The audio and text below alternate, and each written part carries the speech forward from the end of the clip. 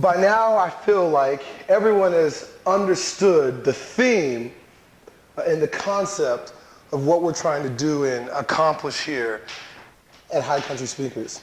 For me, it's a complete honor to be able to go last. I remember in track, you used to have to be I was in my 4x4 team, I was the anchor leg. And the anchor leg meant that you had to bring everything home. You can't be the anchor leg and completely lose the lead or lose the momentum of what we already had going. And one of the biggest stories that I can remember was I was going against a kid by the name of Dwayne Solomon. And if you look him up right now, he is the 800 champion for the United States of America.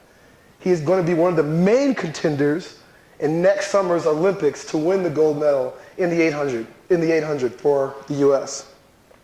I remember that our anchor man knew who he was running against and magically pulled a hamstring, which led me, the third leg, to run anchor against Dwayne Solomon.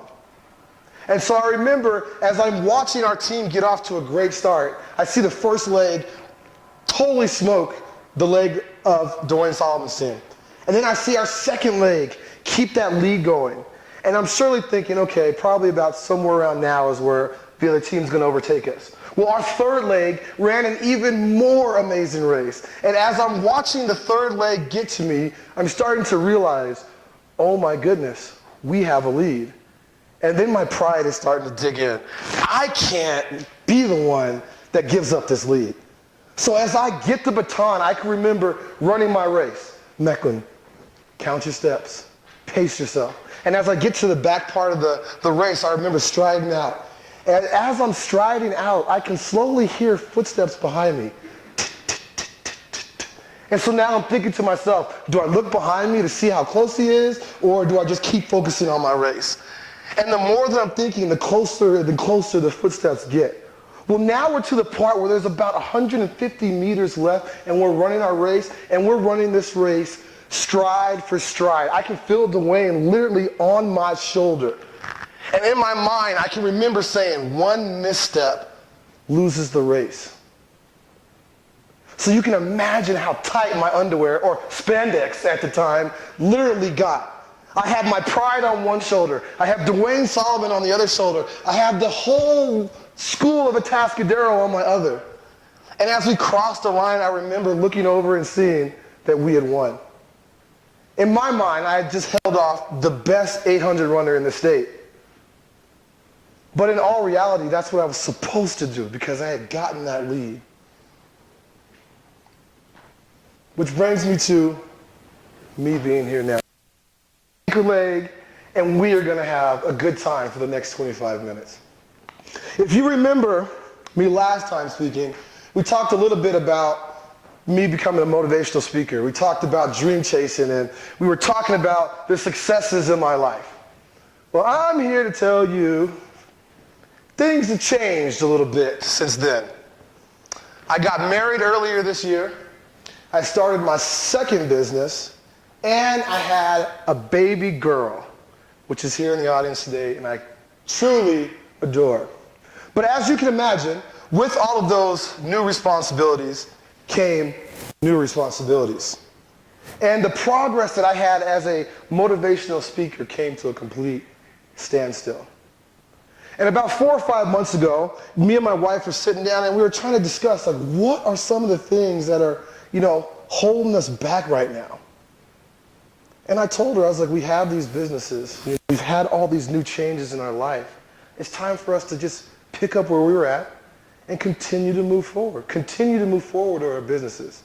Continue to move forward with the things that we were doing before we got married, before we had a new business drop into our lap, before we had our baby girl.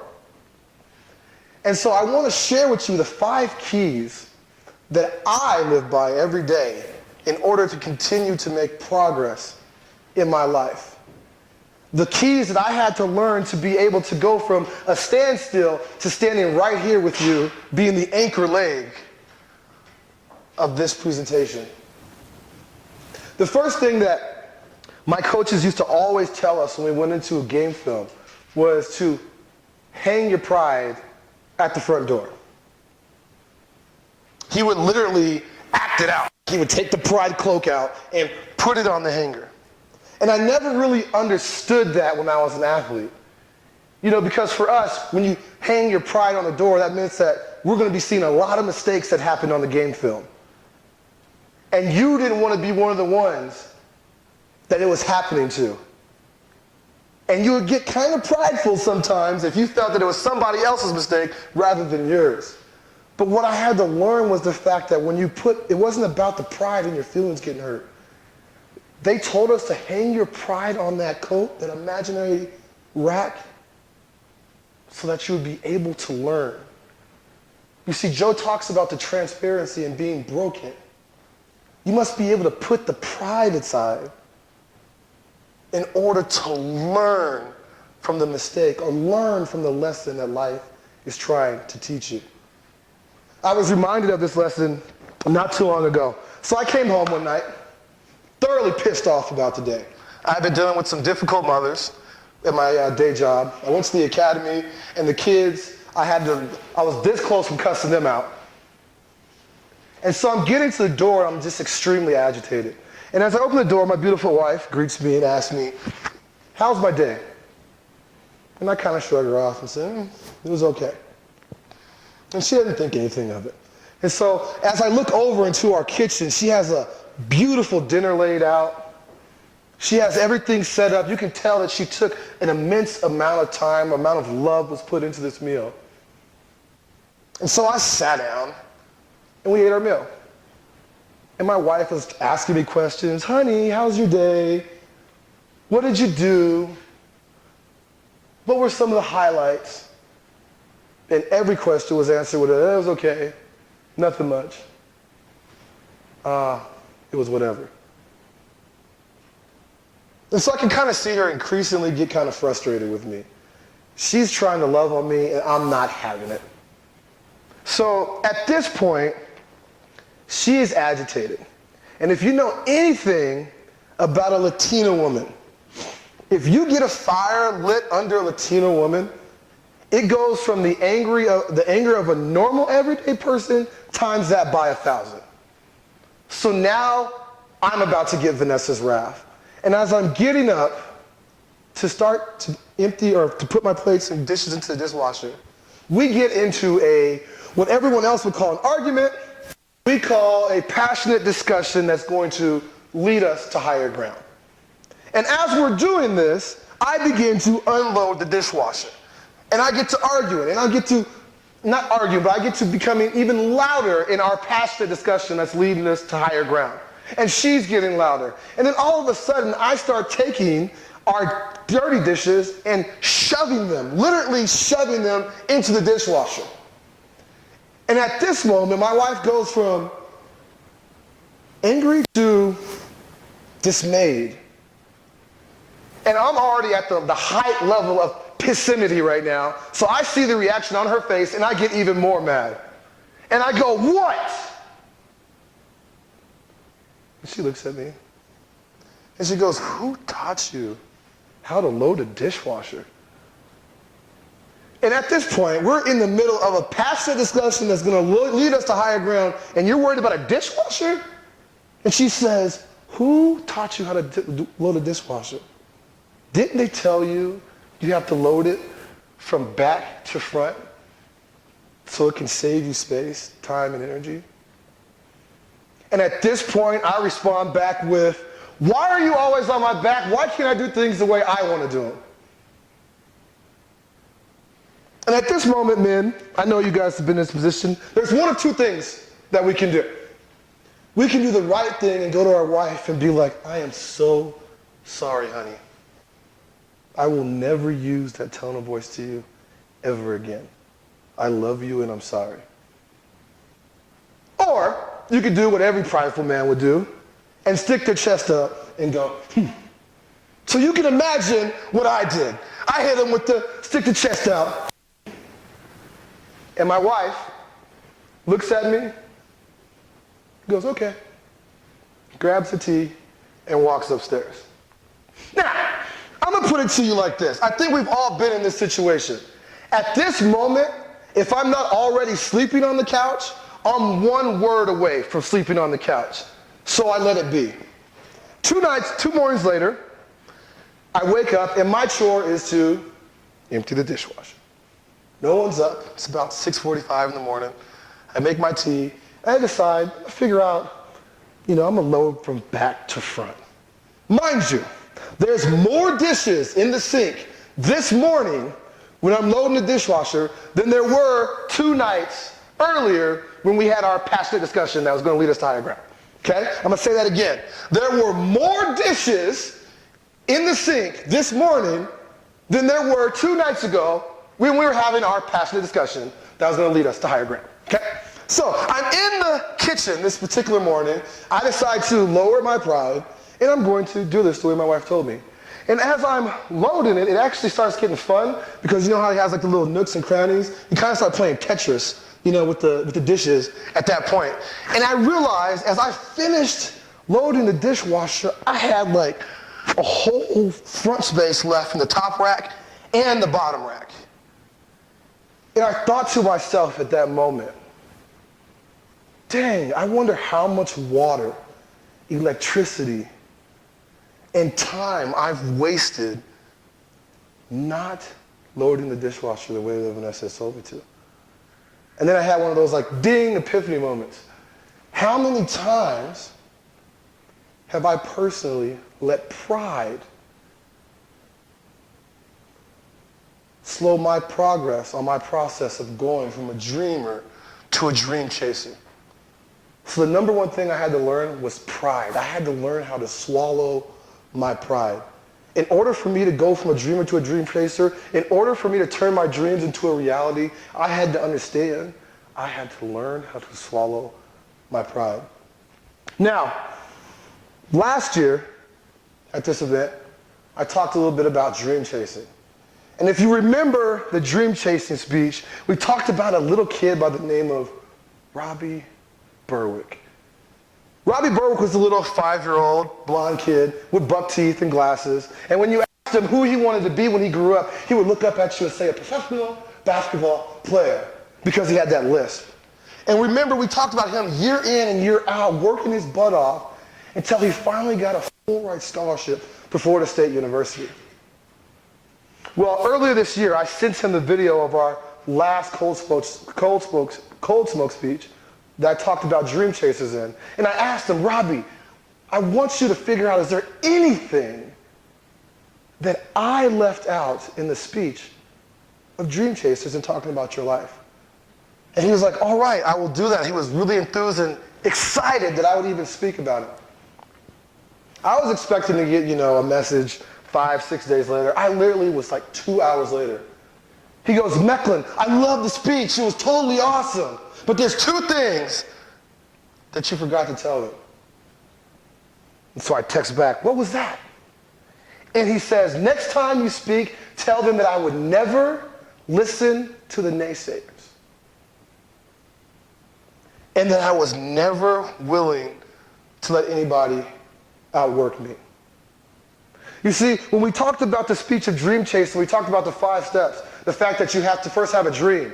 And then your dream you must turn that into a vision. And then put your vision onto a piece of paper and make a plan that you can see every day. And then from the plan, you must execute with confidence. And from the execution, you must execute with confidence and love. Was the last step that we talked about. And when you did that, you literally would take the first step of going from a dreamer to a dream chaser. But what we didn't talk about was the process. You see, society and the media have us kind of fooled, thinking that the process of going from a dreamer to a dream chaser is just as easy as following the yellow brick road. Skipping along the road all lovey-dovey, like Dorothy did. But in all reality, the process is going to be difficult. It's going to be full of great lows that you're literally going to have to pull yourself out of, like you're stuck in a tar pit. But there also is going to be those beautiful moments of the process where you're going to feel so high and so mighty that you feel like you're on the biggest cloud ever and no one's able to knock you down. And then there's those original curveballs, like being laid off from work, a terminal illness, the death of a close friend or family member. Shout out to Lucy Graham. Or there'll be those great highs that are so beautiful. Like looking at your wife on the altar. Or holding the baby girl as she's born. But you see, the key to the process, the key to moving forward and going through all those great highs and lows is to always make progress. You see, we always hear when you fall off the horse to jump back up, dust yourself off, and go again. Or we always hear that saying, fall down 7, get up 8. But what happens when you fall down and break a bone? What happens when you fall down and you're so broken, it takes time for you to get up? We don't talk about those. When I talked about the point in my life when I was at a standstill, I literally had to look up the word process. I literally looked up what the word process meant. And in the Webster's Dictionary, the definition is a series of actions taken to achieve a particular end. I'm going to say that again. A series of steps taken in order to achieve a particular end. Now, when I heard that definition, the 3 words came to my mind. Consistency, discipline, and patience. And these are 3 words that I had learned earlier in my life, but had just been reminded by the definition. You see, I had learned those 3 words earlier when I worked at an autistic group home for Aware about 5 to 6 years ago. And my friend Joe talked earlier about the fact that 50% of autistic kids' parents end up divorced. Well, I'm going to give you another fact. After that divorce, most of the times the kids end up in some type of an assisted living home. And that's the type of home where I learned consistency, discipline, and patience. If you know anything about autism, it's measured on a scale 1 to 4. 1 being Asperger's, meaning that you're functional, but maybe have some cognitive delays and extreme OCD. And then there's 4, where you're just short of being a vegetable. And we had 2 kids at the home that were on the 4 scale of the autistic spectrum, which means you literally had to wake them up, pick them up, dress them, help them shower, help them eat even. And in order to teach these level 4 kids these daily tasks, we use a thing that we called ABA, which is called Applied Behavioral Analysis. And its definition is a chain of events, or a task, a group of tasks chained together to achieve a particular end. I would like to call somebody out of the audience now.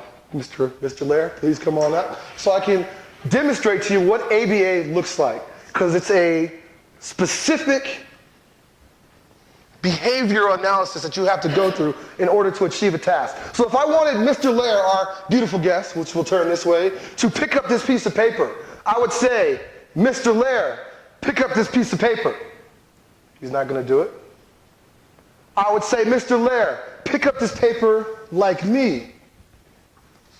If he didn't do it, I would physically take his hand and say, Joe, pick up this paper.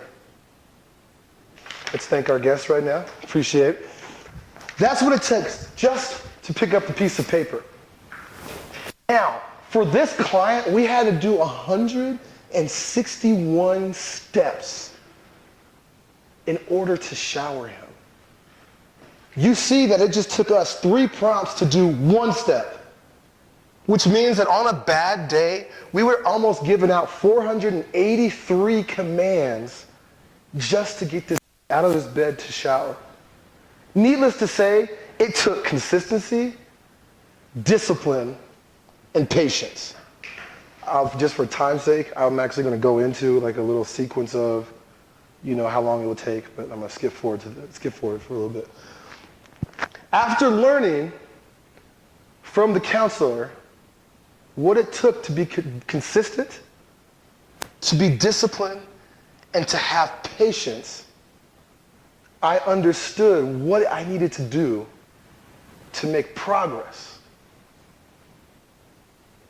So at the end, three things I want you to take out of that story that I had to apply to my life was consistency plus discipline plus patience equals the process. The last idea that I needed to learn was attitude. Now, ever since I was a basketball player, my attitude has always been like, I'm the best human being on this planet, on this earth. I am God's gift to everything. Now, do I always seem that way? No, but that's my mentality. And when that mentality is challenged, I tend to get an attitude. What I had to learn through sports and through everyday interactions and through swallowing my pride is how to have a positive attitude through any and everything. Now, one of the things that my wife always gets on me about is not celebrating the holidays. I don't celebrate holidays. I don't care about holidays. The only holiday in my book is Mecklen Davis's birthday. Only holiday that I celebrate. So I've had to learn how to celebrate holidays. And this past holiday is Halloween. And so I made a conscious effort to do everything Halloweenish that we could possibly do. And so we decided that we were going to go with friends to the corn maze. And if you know anything about the corn maze, it's outside in dust with a bunch of haystacks. Okay? Well, on this day, my wife decided not only are we going to invite our most adventurous friends, which I absolutely adore and love, but we were going to in our Sunday's best, and we're going to go to the corn maze. And the reason why we were going to do that is because we wanted to take pictures at the corn maze and then go take family photos afterwards. Now, in my head, I know exactly what the corn maze is, where it's at, where it's located, and all of that. And so I gave her a reminder. Honey, are you sure you want to dress up in our Sunday best to go to the corn maze? Like, you can do your hair, I'll shower, we'll get all and everything, but let's just wear regular clothes, go to the corn maze. We can stop by the house on the way to the picture site. Boom, it's right there. And she's like, no. When we grew up, we always used to dress up nice and take pictures for the holidays. I said, okay, cool. Let's dress up. So it takes us about an hour or so, and we get dressed. And as I'm driving out there, I'm already foreseeing what's going to happen. We're going to get there with our adventurous group of friends. They're going to make fun of us for being overdressed. We're going to answer these questions. My wife doesn't see it that way, but I already know.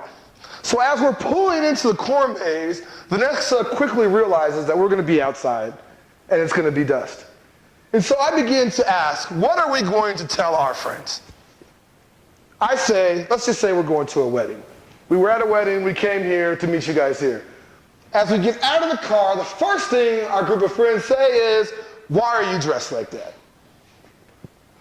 And not being able to lie, I said, we're going to have family pictures after this, and we thought it would be a good idea to get dressed to go to the corn maze. Thank God I had a change of clothes in the car, and I was able to change quickly. And Vanessa was dressed comfortable enough to go into the corn maze. Now, as we're going into this corn maze, let me describe the picture for you. So we have our one friend in their family, and she has 2 kids. We have another one of my friends and his fiance and their kid with the stroller. We have another one of our good friends and his wife with their 3 kids. And then there's me, my wife, and my daughter.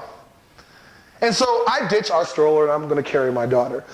And as we're going through the maze, we're trying to follow the card. We have no idea what we're doing. We're just thinking we need to get to the end. And as we're following the card, we quickly realize the card is no help. And we're hitting dead end after dead end. And when we hit dead ends, our train is so long, there was points where we literally had to like back out like a semi and then turn and go this way. And so I can see our group of friends starting to get a little bit agitated. Well then, out of nowhere, one of the leaders of our group starts getting excited. And he says, what we're going to do is me and my daughter are going to go forward and clear the way. And then all you guys have to do is follow us. And so we're like, okay, cool. Well then, somebody in the group figures out there's objectives to the madness. There's 4 poles that you have to go find in order to get out of the maze. And the prize for finding all 4 of those is candy for your kids. So the one thing I love about our group of friends is that we're ultra competitive. And so we're like, we're going to find all 4 of these things, we're going to get the candy for the kids, and we're going to get out of here. And so we start following the path needed. Our friend is motioning us to where to go. We're telling everybody else, and we're making smooth transitions through the maze. Before you know it, we found 2 checkpoints. And we start slapping high five, giving the kids hugs and everything. And we turn to go to the next checkpoint, and we literally see 3 other families. One of them, a group of 3, kind of obese and out of shape, runs up to us and says, oh my gosh, you found the end. And we said, no, we just found a checkpoint. And they're like, what? You're excited over a checkpoint? Turned and stormed off. I was like, wow, that's terrible. That's a terrible attitude to have in the maze. But okay, you work with that. We continued to walk on to the next checkpoint. And again, we slapped hands and we gave hugs. Well, what we realized at that point was that we had missed the first checkpoint. And so we had a decision to make. Do we go to the end, which we literally could just see, or do we go back and get the checkpoint? And the beautiful thing about our group is we all went back to the first checkpoint. And as we went back to the first checkpoint, we all slapped hands, gave each other the final hug, and found our way out of the maze. We got the free candy and everything. In a little tent area outside of the maze that we all decided to gather, the kids are going to ride some of the rides and do all that. Well, probably 20 minutes later, that same obese family comes walking out of the maze, well, like kind of waddling out of the maze, angrily storm into the parking lot and speed off into Bozeman. And I thought to myself, wow, they've had that same crappy attitude through that maze, and they found their way out of the maze anyway. And we, having 5 times the size of their party, had the time of our lives in that maze because of our attitude. I tell you this. Out of everything that we've talked about, Joe, Tom, Jessica, there's going to be tough times. There's going to be times where you're going to feel broken. You're going to be vulnerable. There's going to be times where you feel like you're going to want to go to war because your pride or your feelings are hurt. But remember, through it all, not only is the key to the process progress, but have a good attitude and everything will be okay. Thank you all for coming today. We'll see you next time.